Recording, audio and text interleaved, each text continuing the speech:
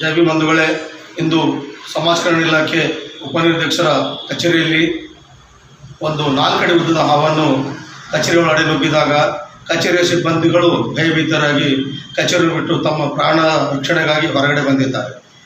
ಆ ಒಂದು ಕಚೇರಿಯ ಒಳಾಂಗಣದಲ್ಲಿ 2 ಮೆಟ್ರಿಕ್ ಪೂರ್ವ ಬಾಲಕರ ವಸತಿ ನಿಲಯಗಳು ಇರುತ್ತವೆ. ಆ ಒಂದು ವಸತಿ ಶಾಲೆಗಳಲ್ಲಿ ಸುಮಾರು 350 ಮಕ್ಕಳು ವಾಸವಾಗಿರುತ್ತಾರೆ. ಆದ ಕಾರಣದಿಂದ ಕಚೇರಿ ಸಿಬ್ಬಂದಿ ಮತ್ತು ಮಕ್ಕಳ ಜೀವದ ರಕ್ಷಣೆಗಾಗಿ ನಮ್ಮ ಸಮಾಜ ಕಲ್ಯಾಣ ಇಲಾಖೆ ಉಪನಿರ್ದೇಶಕರು ಸಿಂಧು ಮೇಡಮ್ ಅವರು ಎಚ್ಚೆತ್ತುಕೊಂಡು ಕೂಡಲೇ ಆ ಒಂದು ಕಟ್ಟಡದ ಸುತ್ತಮುತ್ತ ಇರುವ ಪ್ರದೇಶವನ್ನು ಸ್ವಚ್ಛಗೊಳಿಸಬೇಕು ಮತ್ತು ಹಾವು ಮತ್ತು ತೇಳು ಈ ರೀತಿ ಯಾವುದೇ ಕಚೇರಿ ಒಳಗಡೆ ನುಗ್ಗದಂಗೆ ಸುರಕ್ಷತೆಯನ್ನು ವಹಿಸಿಕೊಳ್ಳಬೇಕು.